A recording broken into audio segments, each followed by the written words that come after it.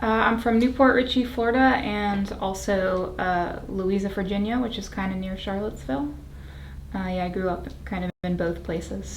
I got my undergrad in Jacksonville, Florida, so I moved there, and then from there I moved to New York for a while to get my master's, and then I moved back down to Virginia, and then came here to Macon.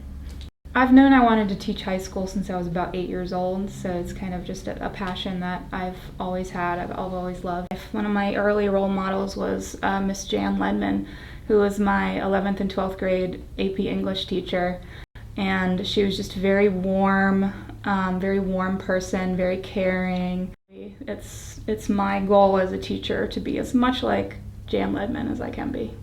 I love to knit. And so when Mr. Stecker approached me to help leading a little knitting circle, that was a no-brainer. So it's really been really fun to dive back into that. Probably a little surprising to learn that I do scuba dive now, because it seems like kind of a risky activity. It's just so magical to be like, in this whole other world under the ocean, like hanging out with fish and eels and looking at coral, and yeah, it's pretty remarkable. Ooh, so the Moth was a really fun experience.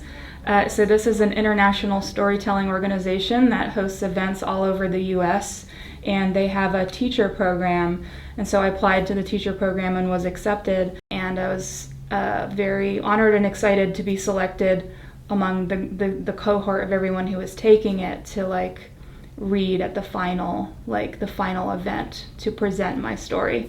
I started researching about mental health clubs at high schools just to see what other schools and whatnot were doing, and I found this national organization, Our Minds Matter, that like just for free will like bring you into the fold and help your students get like trained and give activities and whatnot to help to bring their message onto campus, which is that literally every single person, has moments when they need support.